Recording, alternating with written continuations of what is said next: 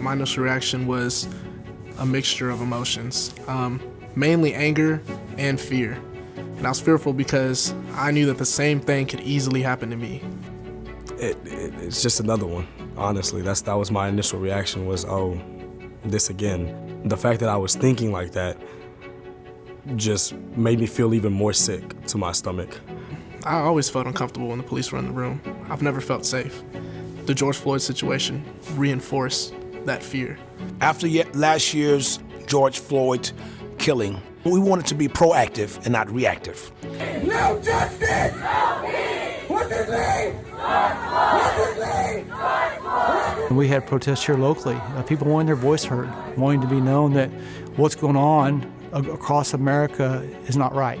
Just to see the collectiveness and just to see how much it brought a community together, white, black, Hispanic, all races, all ethnicities, it just made me feel that much more better about our future. We went down there and met with them when they kicked off and asked them, how can we help? We want your voices to be heard, but we want you to be safe, and we're here to help you. What do you need? I'm proud to say that the chief of this police department here in Seguin marched in front of about 300 young folks. Everyone greeted one another and said, we want this to be a peaceful event. Everyone agreed that it would be, and by the end of the evening, we had exchanged cell phone numbers and we were on a first-name basis.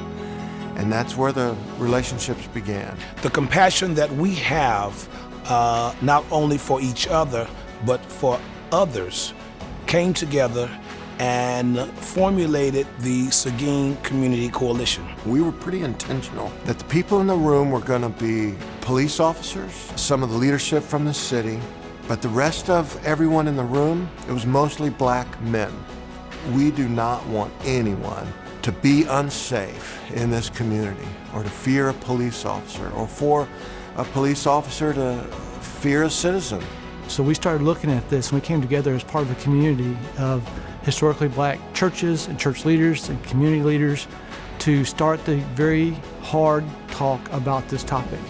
We've been meeting for well over a year now, and it has just been a lot of learning and listening and getting to know one another.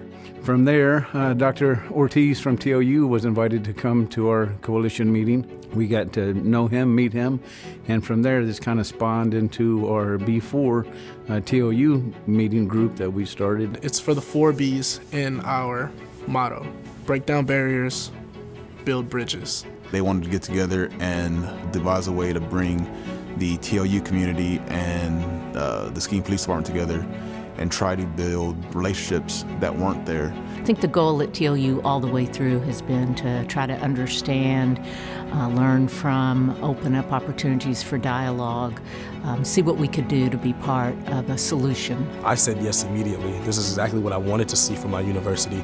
You know, not just the initial action, but steps afterwards. You know, when things like George Floyd or other situations happened, I felt powerless. And this is a time and this was an opportunity for me to feel empowered and feel like I have a hand in making some type of change that will be significant enough to make sure not only that I'm safe, but others are safe as well and others are more comfortable as well.